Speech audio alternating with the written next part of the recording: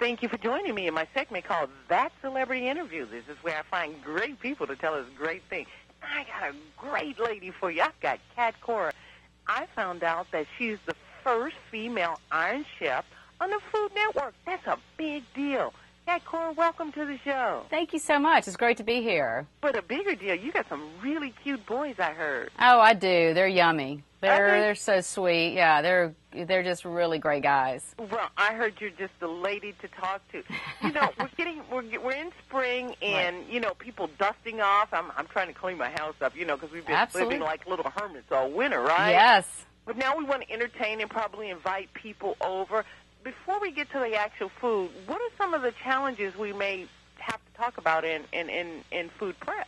Well, I think one of the biggest challenges is cross-contamination, you know, and avoiding that. And the way you can do that is really clean as you go. And I like to clean, you know, with my cutting boards and all my tools in Ultra Palm Olive because it's the only dish liquid approved to kill 99.9% of E. coli, staph, and salmonella. And those are all those nasty little creepy germs you do not want to have at your dinner party and on your cutting board and in and around your kitchen, especially when you're feeding your family. And so that's really one of the biggest things, is clean as you go so you don't have cross-contamination. That's including your knife, your cutting boards, anything that you're using and you have raw meat or vegetables around, you want to definitely clean.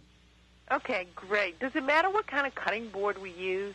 Well, I think it's important to, you know, especially for raw meat, definitely I like to use a glass cutting board because wood, it's hard to get that as clean as you want it. Wood is porous, so it definitely takes in some of the bacteria, the foodborne bacteria, and it's really hard to get that out. So I would suggest for raw meats, especially, definitely using a glass cutting board. Sounds good. Now let's get to the good part. Let's talk about the food. What do you got for us? Well, today I'm making this garlic and herb chicken. This is something I make at home a lot for my family, and I just add a little extra virgin olive oil on the skin and then put in some raw garlic inside the chicken just to give it that extra boost of flavor. And then I give a generous sprinkling of salt on the skin and then herbs. I've got rosemary here, thyme, I've got some sage. Just rub that all over the skin. I flip over the chicken and give a sprinkle on the other side of salt and then put it in a roasting pan. Now, I roast this chicken for about 45 minutes to an hour at 400 degrees, and when you look, you'll see how gorgeous it comes out.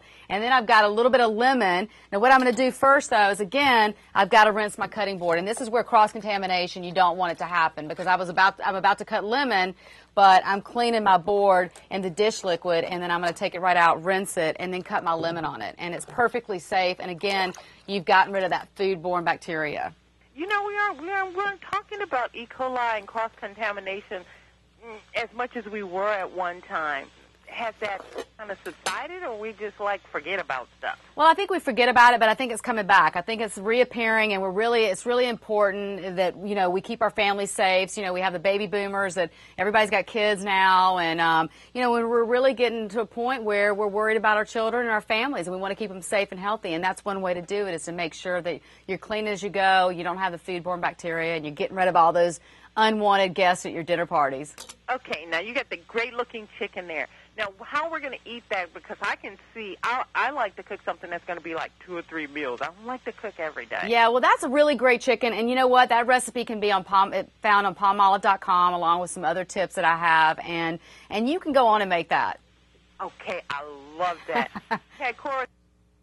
As we go through the 7-day forecast, partly cloudy on average.